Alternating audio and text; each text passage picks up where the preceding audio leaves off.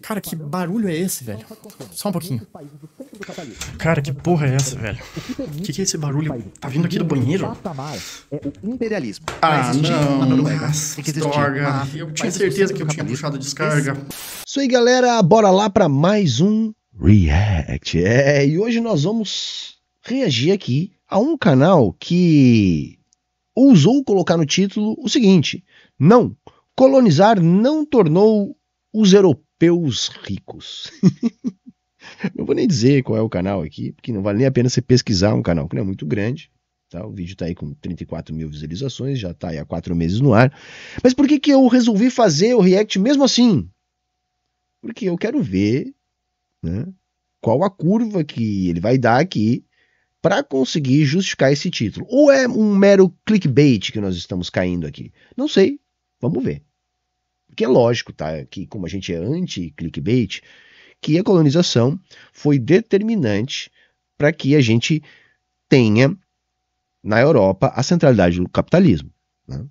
Sei lá, tem 20 e poucos países considerados países ricos no mundo, quase todos na Europa. Quer dizer então que o europeu é melhor que os outros? Né? Porque não fazer essa relação seria assumir que o europeu é melhor, então é uma raça superior. Né? Quer dizer que, casualmente, né, os países que deram certo estão tudo na Europa e o resto do mundo todo é subdesenvolvido. E, casualmente, esses que estão na Europa foram aqueles que colonizaram aqueles que não estão e que hoje são subdesenvolvidos. Então eu quero ver aqui qual é que é a desculpa que o cara vai dar. Né? Enfim, sem mais enrolação, vamos pro vídeo. Você provavelmente já viu essa imagem aqui em algum lugar, ou pelo menos é familiarizado com o conceito atrelado a ela: colonialismo. Todo mundo sabe mais ou menos o que foi o colonialismo e praticamente todo mundo concorda que ele foi horrível. Até aí tudo bem. Mas seria ele a razão principal pela qual os países...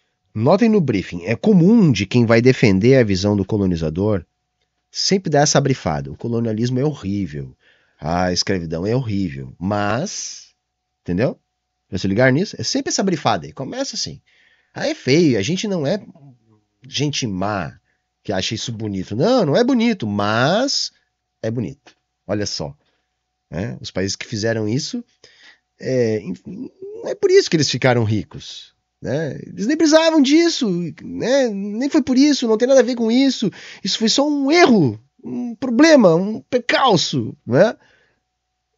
Pode mudar o desenrolar da história, mas...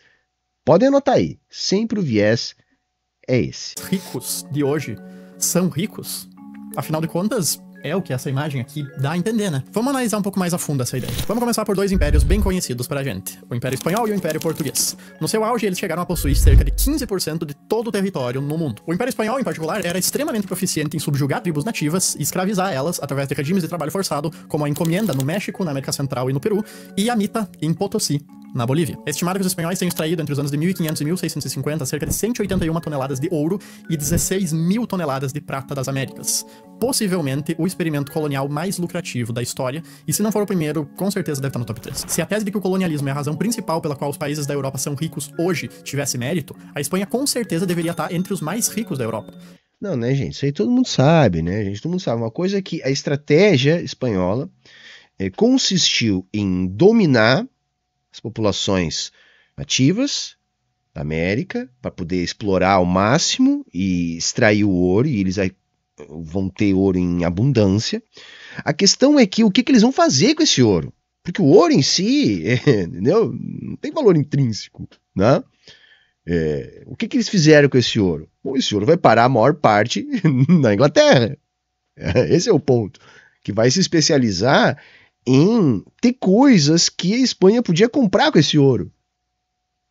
Né? Então vai haver um desenvolvimento de forças produtivas não só na Inglaterra, tá? Eu tô aqui usando o exemplo dos ingleses para vocês entenderem qual é a dinâmica da coisa. Mas tá, até aí, nada de novo. Todo mundo sabe que a Espanha teve sim, na época, né, o posto de grande potência global do colonialismo. Quando a Espanha espalha-se pela América e consolida esse sistema de exploração colonial, a Espanha era a grande potência do mundo europeu.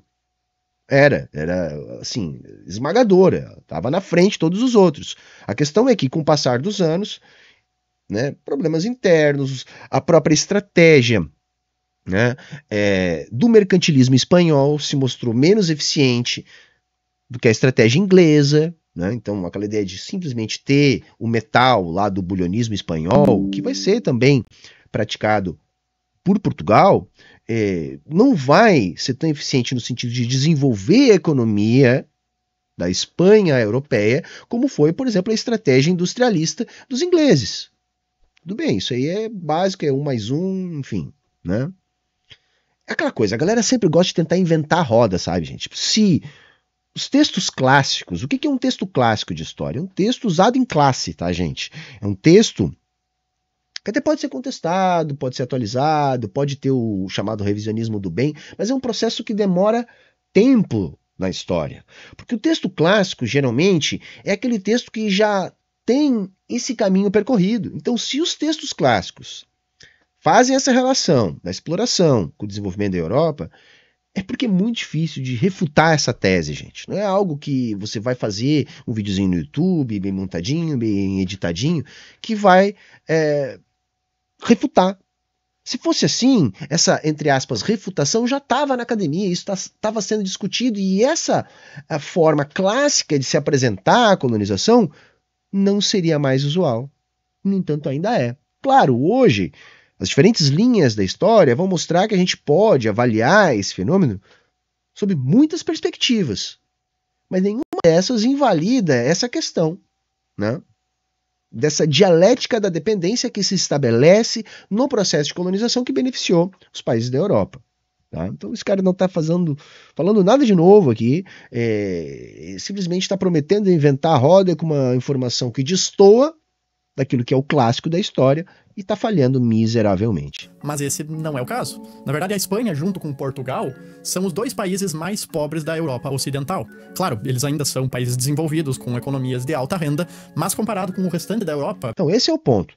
Continuam sendo países desenvolvidos, comparados com o mundo colonizado, são muito mais ricos. Agora, Portugal e Espanha, ambos adotaram a estratégia bulionista. Enquanto que França e a Inglaterra, não. O norte da Itália, não existia ainda uma Itália, né, que vai ter uma unificação tardia, assim como a Alemanha, mas o norte da Itália, a parte mais ali da Alemanha, que vai também passar por um processo de industrialização, antes mesmo de existir uma Alemanha, né? Então, todos os países que passaram por um processo onde o seu mercantilismo se voltou para o estabelecimento de uma manufatura, maquinafatura e indústria, se beneficiaram mais deste processo de colonização que propriamente Espanha e Portugal, que tinham acesso fácil ao ouro, não desenvolveram a sua indústria local, justamente porque não precisavam desta para acumular ouro. O ouro vinha jorrando da América. Mas para ter acesso ao produto industrial, acabou acessando o produto industrial do restante da Europa, que passou a produzir esse produto industrial. Então toda a Europa se beneficia. Por exemplo, Holanda vai ter poucas colônias diretamente. Entretanto, vai se beneficiar de todo o processo colonial. Vai se formar ali, assim como também no norte da Itália, uma rede bancária que vai financiar a expansão dos negócios na Europa, que se tornaram capazes de absorver o ouro vindo da América. Espanha e Portugal vão ficar pouco interessados nisso. De novo, mal comparando, é uma coisa parecida com o que a gente chama de doença holandesa. Quando você tem abundância de algum produto, alguma matéria-prima, isso garante que a sua economia sobreviva a partir dos lucros desse produto, dessa matéria-prima. O que faz com que não haja o desenvolvimento de uma diversidade na economia, de produtos, de serviços, em função de um único produto conseguir suprir as necessidades mais básicas. Isso resolve o problema mais imediato, no curto prazo, porém subdesenvolve a economia no longo prazo, que não produz uma economia mais dinâmica, mais diversificada. Mal comparando, porque, enfim, né, o ouro seria a divisa, não seria uma mercadoria, né, embora também seja, enfim, não quero entrar nessa discussão, fazia com que Portugal e Espanha tivessem muito acesso ao ouro e assim resolvessem o problema de ter as mercadorias sem precisar produzir as mercadorias. Isso foi muito bom no início, só que nós temos que lembrar que com o passar do tempo vai acontecer o processo de independência, esse ouro vai findar, e aí acontece o quê? Portugal e Espanha não tinham uma economia desenvolvida que não dependesse do ouro que vinha das colônias. E aí vai fazer com que eles sejam, por exemplo, os países ricos mais pobres da Europa, ou entre os mais pobres da Europa. E eles realmente não se destacam. Portugal sendo até mesmo mais pobre do que a Estônia, uma ex-república soviética. A França e o Reino Unido, outros dos dois maiores impérios da história da humanidade, se saem um pouco melhor. Mas os dois perdem para a Alemanha, que saiu completamente devastada do... Porque é a principal potência industrial. Aí a Alemanha saiu devastada da guerra, que ele está dizendo aqui, mas vai receber um plano Marshall depois, né, de um lado.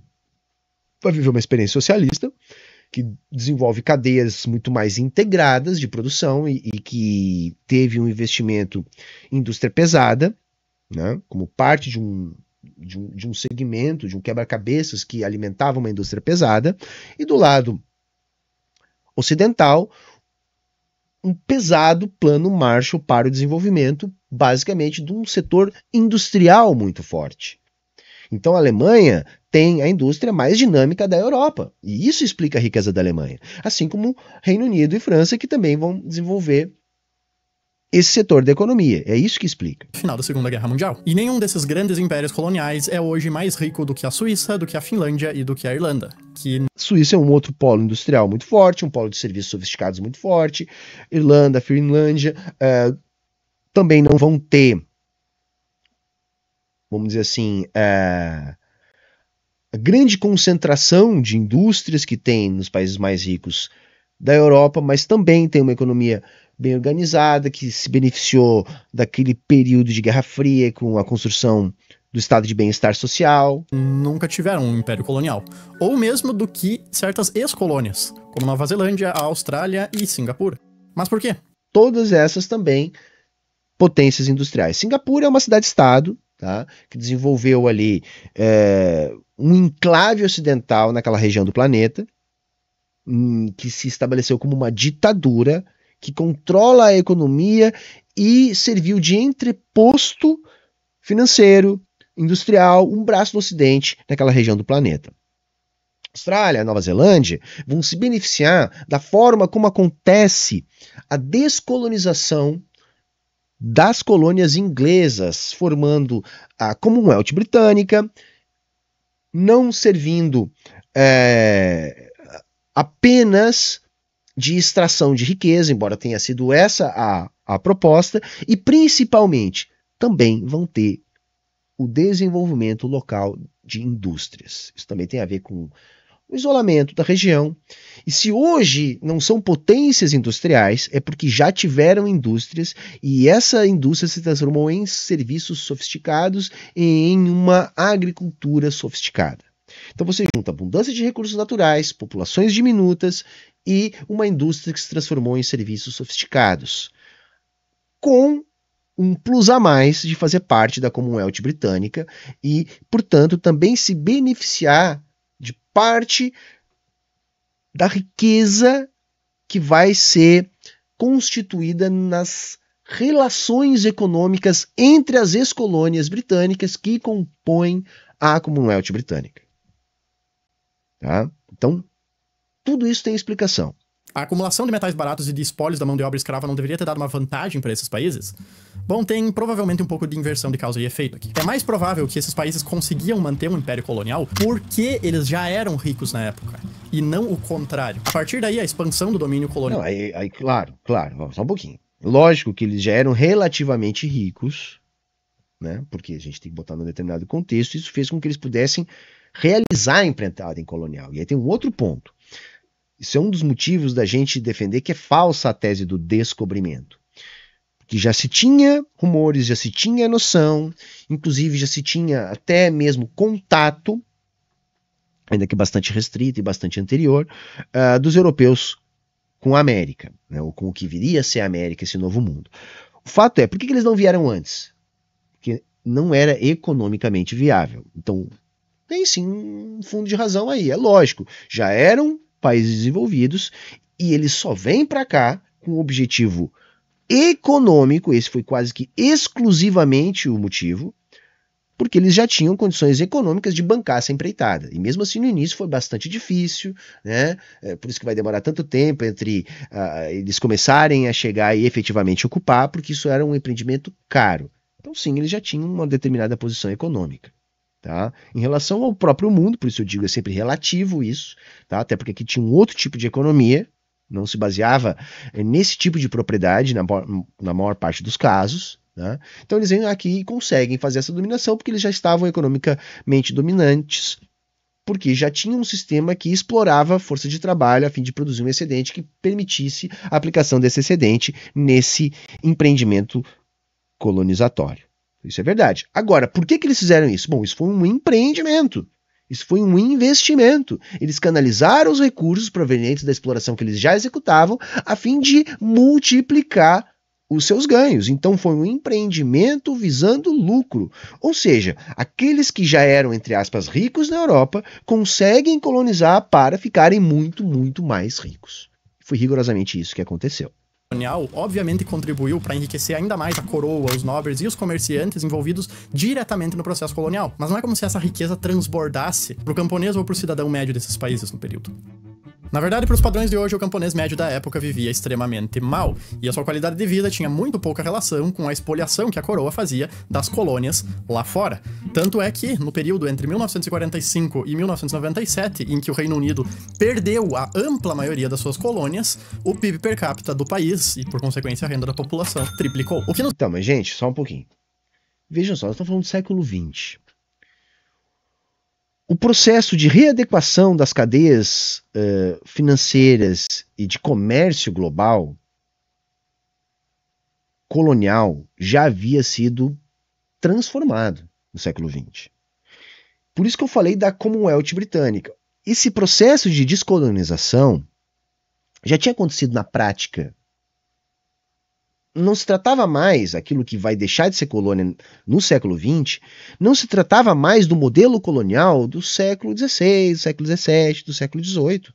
Já era um outro modelo colonial, que passa por uma transição que integra as antigas colônias a essa Commonwealth, que visava manter a dinâmica dos fluxos financeiros e comerciais beneficiando o Reino Unido. Então aquilo que explorou essas regiões, e explorou sim, tá? Então não é simplesmente uma colônia de povoamento, não é por aí também, tá? Isso já tinha mudado. Aquela exploração, ela mudou para se manter, porque ela assumiu um outro caráter a partir do século XX, de integração, mas com algum nível de dominação política e econômica. Um nível de dependência, eu diria. Que é como funciona até hoje. São economias complementares. Tá?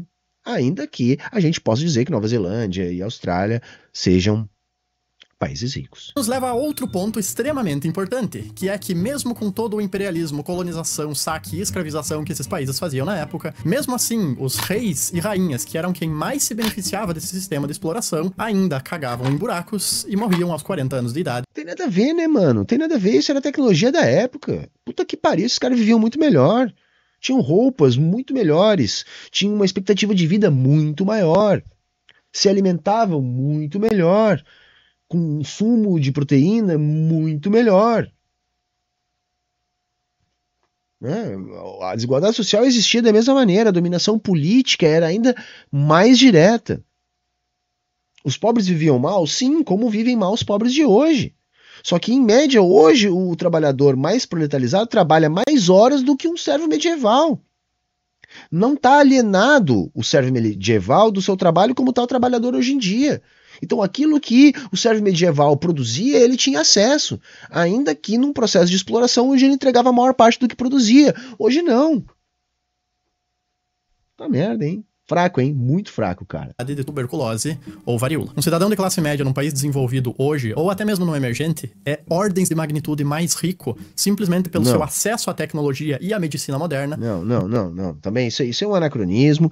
Então, assim, na época você tinha um acesso à tecnologia da época, hoje tem um acesso à tecnologia da época. Na época, a classe dominante tinha todo o acesso a tudo que existia e a classe dominada não tinha acesso a quase nada, a não ser aquilo que era relacionado ao seu trabalho, assim como é hoje.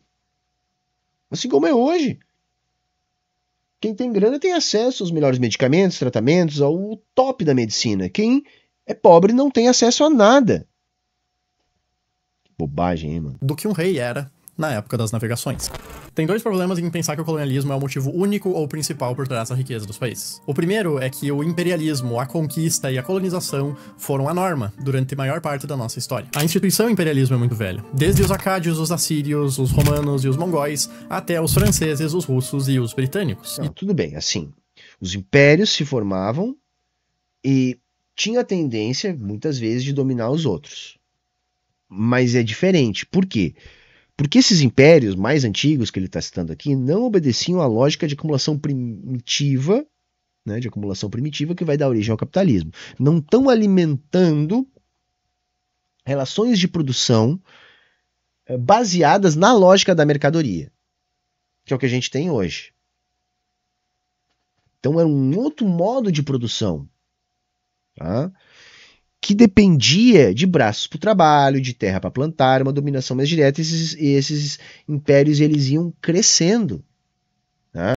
E às vezes se chocavam, tinham grandes guerras, então a lógica, embora parecida, é diferente. E por que ela tem essa semelhança? Porque ambas são lógicas baseadas na propriedade privada do meio de produção. Entende? Então, o ponto em comum é esse. Toda sociedade que se baseia na propriedade privada dos meios de produção, seja ela capitalista ou não, vai ter esse comportamento.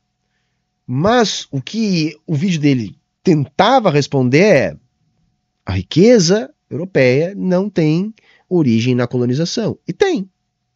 E tem, porque houve essa transferência, assim como há até hoje, uma vez que essa relação de dependência se mantém até hoje. E durante quase todo esse período de império, conquista e escravização, o mundo inteiro ainda era pobre. Se a gente olhar os dados, a gente vai ver que o PIB per capita mundial ficou completamente estagnado durante séculos ou até mesmo milênios. Ele só começa a descolar da sua média histórica a partir de 1800. Esse tipo de PIB histórico, assim, isso é um puta do anacronismo, gente. Como é que você vai comparar produto, né, uma sociedade capitalista com uma sociedade agrícola, né, servidão coletiva? Outra, esses dados são estimativas a partir de fontes extremamente precárias, que dependendo do recorte vão ter discrepâncias brutais. Sabe, você está comparando alhos com cebolas. Vocês entendem? Porque o que a gente sabe? Bom, a gente sabe que a classe dominante sempre teve muito mais acesso, né, ao produto do trabalho que a classe dominada. É isso. A desigualdade social sempre foi muito grande. E ela é maior no capitalismo. Né? Porque com o desenvolvimento da tecnologia, das técnicas, a oferta é muito maior. E a classe dominante tem acesso a 100% da oferta. Então, na verdade, o que aumentou foi a desigualdade, que segue aumentando. 1870. E bom, o que aconteceu de tão importante assim em 1870? Simplesmente o ganho massivo e absolutamente desproporcional de produtividade trazido pela Revolução Industrial. O mundo como um todo só foi se tornar substancialmente mais rico após a Revolução Industrial. E a Revolução Industrial, na verdade, assim, o que foi a Revolução Industrial? O que interessa? A Revolução Industrial representou um rápido aumento da produtividade. Se ganhou, assim, escala rapidamente, se passou a produzir muito mais em menos tempo e de maneira cada vez mais concentrada. Se concentrou brutalmente a produção e se expandiu essa produção. Foi isso que a Revolução Industrial fez. Tá? A grande virada é essa. A forma de produzir recebeu um implemento tecnológico, técnico, que fez com que essa produção pudesse ser muito mais rápida. Bacana, e isso vai fazer com que haja uma mudança global na forma de produzir, que é o estabelecimento total do capitalismo, porque foi ali o estabelecimento da lógica capitalista de produção. Né? O capitalismo amadureceu, ali ele se estabeleceu. Só que esse capitalismo, ou seja, essa revolução industrial, ela não se deu no meio do Império Maia. Ela não se deu entre os aborígenes australianos. Essa revolução industrial se deu no centro de onde parou a acumulação do ouro colonial. Se deu justamente na Inglaterra. Por quê? Porque foi a Inglaterra que melhor se beneficiou dessa nova forma que surgia, ou seja, a Inglaterra aprendeu a produzir aquilo que os países que extraíam ouro das minas precisavam comprar. Então, não casualmente, a Revolução Industrial aconteceu na Inglaterra. Claro, teve o episódio dos cercamentos, a mudança para uma sociedade pré-capitalista que vai anteceder tudo isso, mas tudo isso acontece porque havia esse fluxo de capitais. O capital estava se formando ali, como benefício da lógica colonial. E depois, essa produção que vai explodir ali, nessa Revolução Industrial, vai atender o que, cara pálida? Qual demanda vai atender essa produção, cara pálida? Se estabelece uma relação que já vinha se formando. Centro-periferia, metrópole e colônia. Enquanto a colônia era o quê? Mercado consumidor, fonte de matéria-prima para o produto industrializado da metrópole. Então essa explosão da produção veio para atender uma demanda colonial, seu imbecil. Puta que pariu, cara. É muito fácil, né, meu? Industrial. A agricultura deixou de empregar mais de 90% da população mundial para empregar cerca de 26% hoje. Sim, que foi uma transferência da população da área rural para a indústria. Foi isso que aconteceu. E a gente produz centenas de vezes mais comida. E desde lá até cá, apesar de ainda existirem países extremamente pobres e de nem todo mundo ter se beneficiado igualmente, é inegável que o mundo, como um todo, é muito mais rico agora. Não é. Isso é falso. Veja, você vai dizer o quê? Vamos apostar? Eu não vi o vídeo, vamos apostar. Ele vai lançar aqui a cartada dos que saíram da pobreza extrema. O mundo agora está muito rico porque saiu da pobreza extrema. Aí você vai olhar lá, é $3 por dia, para não ser considerado pobre, só aí já está errado. Segundo, tem a questão da alienação do trabalho, ou seja, hoje você precisa de dinheiro para ter acesso a coisas que antes você não precisava de dinheiro, então está errado. E terceiro, a maior parte das pessoas que saíram da pobreza estão na China. Foi o socialismo chinês que tirou, tá? Começa por aí, esses troços que agora todo mundo é mais rico, tá? E outra coisa estúpida, o mundo é mais rico. Gente, tem mais ou menos 200 países no planeta. 20 deles são ricos. Pô, deu certo, né? Pra quem, cara pálida? Quase todos estão na Europa. Coincidência, né? Então vamos assumir que os europeus são bonzão e nós somos uns merda. E o mundo todo é merda, né? Porque se tem 200 e poucos e 20 e poucos são ricos, o mundo inteiro é merda. Só eles que são bons. Sabe, tinha um cara lá do bigodinho, nos anos 30, sabe? Do século passado, que acreditava numas paradas assim. Sabe do que eu tô falando? É isso, gente. Puta que pariu. Do que ele era há 150 anos atrás. O que nos leva ao segundo problema da lógica colonial. Se o mundo inteiro é um grande jogo de soma zero, onde a riqueza de um vem ao custo da miséria de outro, como é que o mundo inteiro ficou mais rico, então, desde o fim da época colonial? Quem que a Terra colonial... O mundo inteiro ficou mais rico? Não, vocês já entenderam, né? E segundo, não é um jogo de soma zero. A questão é que há um centro, tá, que canaliza os recursos que são menos desenvolvidos em termos de produtividade. Que justamente esse centro mais produtivo se desenvolveu por explorar essas regiões que hoje são menos produtivas, porque essas regiões eram as colônias. Entende? Então, na verdade, não é que seja um jogo de soma zero. Eu não gosto dessa forma de explicar.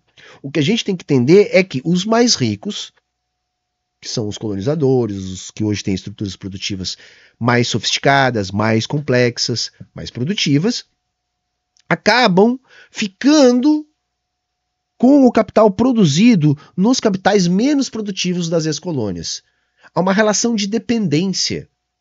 Isso se manifesta como? Como que a gente enxerga isso? Bom, a gente consome industrializado, né, de origem dos países ricos. sejam produzidos nos países ricos ou patenteados nos países ricos. Né? Pode ver, nós não temos uma marca de carro, não temos uma marca de telefone, não temos nada. O que a gente vende para os países ricos? Produtos que a marca não importa, commodities, então é minério, então é soja, então é proteína animal. Tá entendendo? Então a gente consome mercadorias que dependem de alta produtividade, tecnologia e sofisticação e vende produto da fazenda, né? É o fazendão, tá entendendo? É isso, né? É exatamente disso que eu tô falando. Colonizou para ter multiplicado a nossa riqueza como um todo? Os marcianos? What? What do you want? O que eu quero dizer aqui é que o aumento na qualidade de vida, na riqueza, na abundância de bens e de comida que a gente teve, desde sempre, veio como consequência da inovação tecnológica, da divisão do trabalho, da cooperação e do aumento da produtividade, e não da exploração. Então, tá, mas só um pouquinho. Divisão do trabalho, aumento da produtividade, desenvolvimento da tecnologia. Sem dúvida, sabe? A gente produzir mais depende disso, tá? Do desenvolvimento das forças produtivas.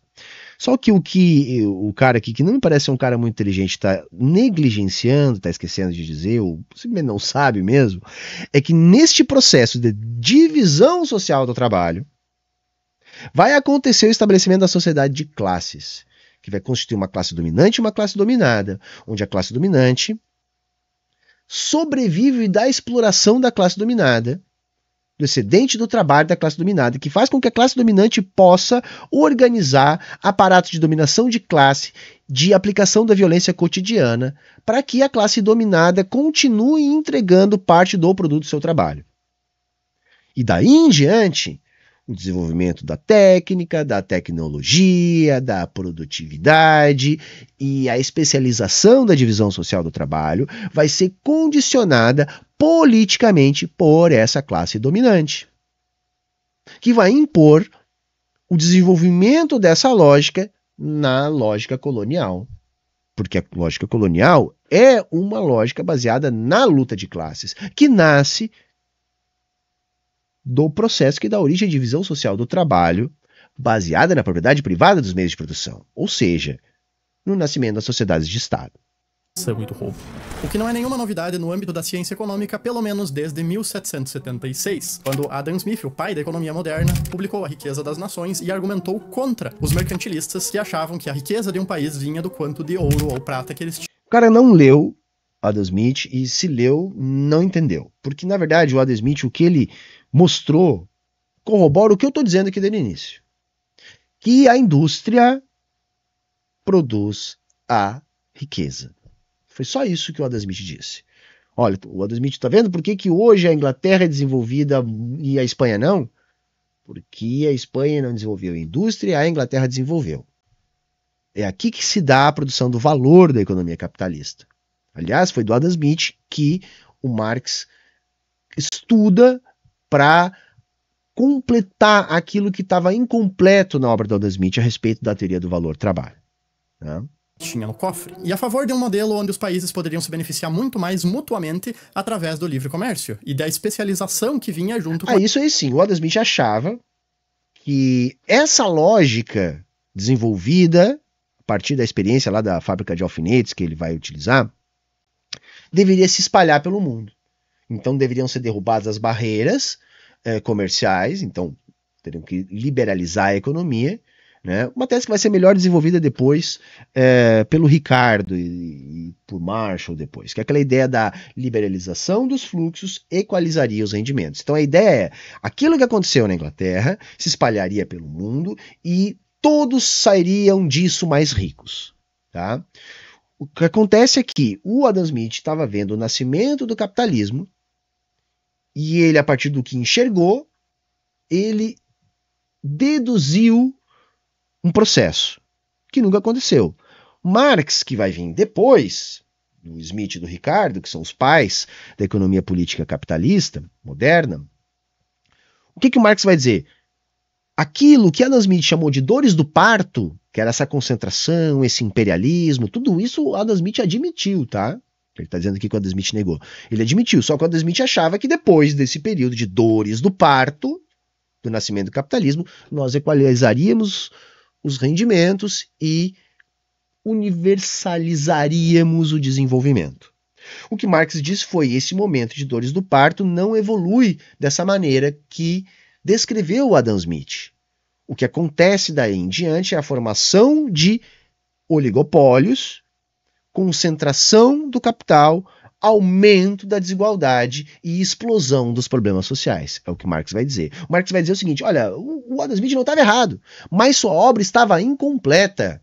E ele avaliou um capitalismo nascente. Eu, Marx, junto com meu amigo Engels, estou avaliando um capitalismo maduro que, diferente do que vislumbrou Adam Smith, não caminhou para aquilo que ele acreditou que caminharia. Ao contrário, concentrou a riqueza. Com a divisão do trabalho, se tornando mais eficientes e...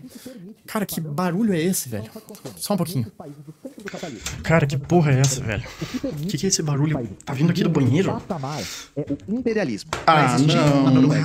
Droga. Eu tinha certeza que eu tinha puxado a descarga. Exploram os países. É interessante que eles pegam e ia pra Cristo, né, cara? Mas tu vê, o cara tá aqui há 7 minutos misturando bobagem, conspiração, senso comum e teoria reacionária que alimenta o maior chorume da extrema-direita que existe.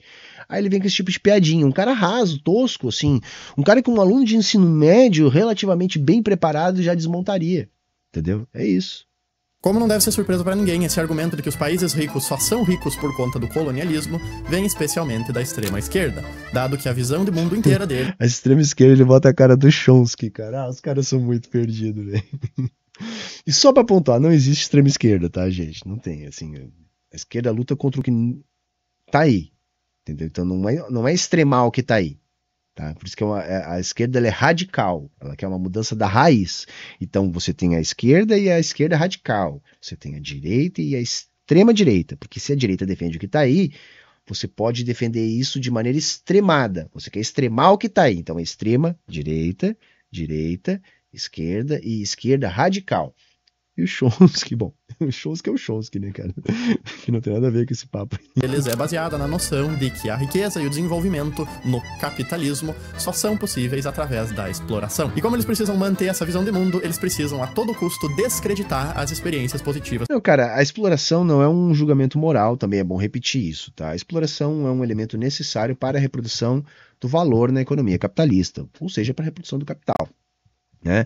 É a partir da exploração da força de trabalho que há a adição de valor novo na economia capitalista, que é o grande calcanhar de Aquiles dos liberais. Eles não conseguem, de forma alguma, explicar como que se dá a adição de valor novo na economia capitalista. Tá? Eles se baseiam num argumento circular que é absolutamente risível. Então, é disso que se trata. A exploração, assim, não é uma questão de nós gostarmos ou não gostarmos, ela é algo necessário para a reprodução do valor na economia capitalista, porque é assim que o valor novo surge. Que a gente tem, porque senão, como é que eles conseguiriam vender a imagem da utopia socialista? Nisso surge a teoria do neocolonialismo, de que através de estruturas comerciais e econômicas cuidadosamente elaboradas para servir aos interesses das economias avançadas do Norte, o Sul global é mantido na pobreza em uma relação que, apesar de não ser explicitamente colonial, mantém a mesma lógica colonial funcionando. É isso aí, perfeito. A gente está vendo hoje no mundo a continuação do colonialismo a partir de uma prática imperialista. Então, as ex-colônias se transformaram em áreas de influência do mundo desenvolvido. E hoje existem relações econômicas que mantêm o subdesenvolvimento do sul global.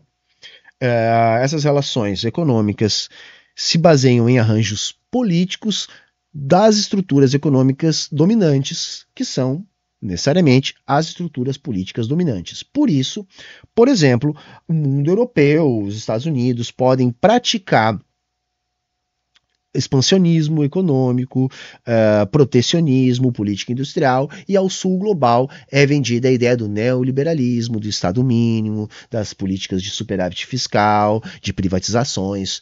Tudo isso tem a ver com essa lógica política né, imperialista que divide o mundo em áreas de influência dos países desenvolvidos. Funcionando, só que de forma velada. Mas uma coisa é você jogar um monte de jargão mastigado da reunião do DCE, com um verniz fajuto de intelectualismo, mas com zero profundidade, e outra... Basicamente é o que ele está fazendo, né? Um monte de jargão, né, do chorume liberal da internet, do Mises Brasil, com um ar de intelectual. Na verdade, ele está falando dos outros, aquilo que ele está fazendo aqui agora, de maneira, inclusive, tosca, né? Tosca. Quem acompanha aqui o canal, assim, sabe que a gente já teve mais dificuldade de desmascarar um tosco. Outra coisa é você substanciar isso através de uma teoria concreta, preferencialmente representada através de uma equação, que você possa aplicar com dados reais para testar e ver se a sua hipótese faz sentido. E ninguém que papagaia a teoria do neocolonialismo do Brasil nunca fez isso.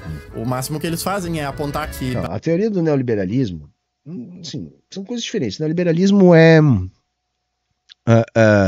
um estágio de desenvolvimento do capitalismo. E a teoria da dependência, né, que explica essa dialética de transferência estrutural da riqueza, essa é referendada pelas formulinhas que ele falou ali. Aliás, inclusive, há poucas semanas saiu aqui mais uma pesquisa que comprova essa transferência estrutural da riqueza. Então isso tudo é muito bem determinado, vocês podem procurar aí na obra do Rui Mauro Marini, né, mas há até hoje muita coisa saindo nova no sentido de demonstrar essa transferência estrutural, tá? A Noruega tem uma mineradora no Pará, essa mineradora jogou água contaminada no rio e de alguma forma isso explica por que a Noruega é rica hoje. Então, deixa eu apresentar esses dados. Não é porque jogou água no rio, ô imbecil, é porque ela tem uma mineradora no Pará, assim como tem mineradora em tudo que é canto do mundo. Nossa, cara, assim, ó, tô começando a perder a paciência, ainda falta muito tempo aqui ainda. Dados para vocês. Naturalmente, o canal pelo qual esses países ricos se apropriariam dos nossos recursos, enriquecendo eles às nossas custas, seria através do comércio. Só que aí tem um grande problema. Historicamente, os países ricos fizeram drasticamente muito mais negócios e comércio entre eles mesmos do que com o sul global. Desde 1830, a África e a América do Sul são os menores parceiros comerciais da Europa. Mas você tem que ver os fluxos financeiros. Os fluxos financeiros, não é no comércio só. O comércio também existe, mas vejam, o fluxo de comércio do gráfico dele inclui o valor das mercadorias transacionadas, tá? As diferentes mercadorias, o valor transacionado no total. Veja, é lógico que vai dar esse resultado. Por quê? Porque a concentração dessa riqueza se dá toda lá, se dá entre os ricos. Então é lá que você vai ter esses valores. Aqui se paga muito pouco pela matéria-prima daquilo que vai ser vendido depois e produzido lá. Entendem? Aqui tem muito menos riqueza concentrada. Então as transações vão ser num volume muito menor. Vamos falar de outro jeito. Vejam um volume de capital transacionado por dia na Bolsa de Nova York ou na Bolsa de Londres e o volume de capital transacionado por dia na Bolsa de São Paulo. É muito menos, é incomparável o que é transacionado aqui. Puta que pariu. Representando, em média, cerca de 5 a 7% de todo o comércio que esses países realizaram no período. E se eu isolar só os países nórdicos, por exemplo, dá pra ver que a África e a América do Sul contam por menos de 3% do comércio que esses países fazem hoje. E se eu voltar 20 anos... Mas por que então, né, que a França tem tantas empresas extraindo matéria-prima na África? Então, inclusive agora tendo que ser expulsas de alguns lugares. Por que Noruega, Suécia fazem a mesma coisa? Por que os Estados Unidos mantêm com tanta voracidade suas áreas de influência? Atrás, a foto é praticamente a mesma. E se eu pegar todo o comércio que eles fizeram com a América do Sul e com a África desde 1995 e considerar que tudo foi um roubo de 100% do valor, ainda assim eu chegaria em meros 1,1% do PIB desses países no período. Então essa hipótese não se confirma frente aos dados. E eu tomo ofensa com esse argumento porque, apesar de nenhum país ter o passado impecável, você consegue achar exemplos de países que, sem colonizar ou escravizar ninguém, conseguiram ficar ricos e dar uma boa qualidade de vida para sua população. A Suíça nunca colonizou ninguém, a Finlândia, a Islândia, a Nova Zelândia, Singapura, Coreia do Sul, a Irlanda, todos há 60 anos atrás eram mais pobres do que a Argentina. Pois é, todos se beneficiaram do crescimento da Europa como um todo, né? Falou ali, eu acho que antes Singapura, nós já explicamos aqui por quê. Todos se beneficiaram disso, né? E veja, a Argentina tinha uma posição muito privilegiada em relação às demais colônias aqui, pela relação que tinha com a Inglaterra. na época, mesmo sendo uma colônia inicialmente da Espanha. Mas bastou a primeira crise do capitalismo para a Inglaterra cobrar a conta e quebrar a Argentina, e a Argentina deixar de ser a Suíça da América do Sul. E colocou a Argentina no seu devido lugar. E a Coreia do Sul e Singapura eram inclusive mais pobres do que o México. Então eles só foram enriquecer mesmo nos últimos anos. Agora pensa no nível de malabarismo intelectual. Nos últimos anos não, tá, gente? Assim, século XX ali, tá? Então já tem aí, sei lá, 100 anos ou quase 100 anos, tá? Não dá pra chamar isso de últimos anos. E eu tô cansado do malabarismo desse cara, porque além de tudo o cara é arrogante. Porque assim, né? Pensa, o cara tem argumentos, assim, batidos, velhos, cansados, fracos, e ainda assim é extremamente arrogante, né? Necessário para você dizer que a Escandinávia só é rica hoje por conta de um esquema elaborado de neocolonialismo, que eles não conseguem citar dados ou estudos relevantes para comprovar. Sempre consegue, cara. Vamos dizer, sabe assim, ó, você pode pegar, tem autor de tudo quanto é tipo, que prova isso, tá? Desde os dados que tem toneladas lá no livro do Piketty, tá? O Capital do século XXI. Tem um monte de dados lá no livro do Eric Heiner, tá? Por que os países ricos ficaram ricos e por que os países pobres continuam pobres. Você tem um monte de informação com textos pequenititos explicando lá no do Rajon Chang lá. Pô, eu sempre esqueço o nome dele. Enfim, depois eu boto aqui, tá? Do sul-coreano lá. Que também explica tudo isso. O que mais tem é dados explicando isso. Aí os caras soltam isso com esse ar de arrogância e com piadocas. Sabe? É terrível, sabe? É isso, assim. Eu acho que eu vou ficar por aqui. Nós já estamos aqui há muito tempo, tem mais de 40 minutos de vídeo, tá? E não vale nem a pena eu ficar mostrando a face desse, enfim, liberal aqui que tentou e conseguiu provavelmente um financiamento para iniciar um canal, repetindo toda a baboseira liberal. Mas foi bom, eu gosto desse tipo de conteúdo. Porque, porra, a gente consegue dar uma aula de economia política e de história junto, né? Que ajuda a desmistificar esses argumentos. Porque esse cara trouxe o que aqui pra gente? Ele trouxe um monte de argumento chavão. Que a gente escuta da boca daquele jovem que cai no site do Mises, lê 2, 3 artiguinhos e sai vomitando essas teorias como se tivesse descoberto o fogo. Entende? Vou refutar o meu professor de história agora com aquele artigo do Mises Brasil. Não vai, gente. Não vai. Vai no máximo passar essa vergonha que esse cara passou aqui. Que de tão ruim a gente não conseguiu chegar no final. Beleza? Mas acho que valeu. Se você chegou aqui até o final, deixa o teu like. É muito importante. É tarefa, hein? É muito importante comentar também no vídeo, né? Ajudar no nosso engajamento, indicar o nosso vídeo para os seus contatos. E se você puder, colabora para a manutenção do canal. Aqui no comentário fixado vocês encontram todas as formas de estar fazendo isso. Você pode entrar para o clube de canais, tem o Pix, tem o Apoia-se, que é a maneira que mais dá segurança para o produtor de conteúdo. Enfim, só dá uma conferida aqui no comentário fixado. Falou? Valeu, tchau, tchau e até a próxima.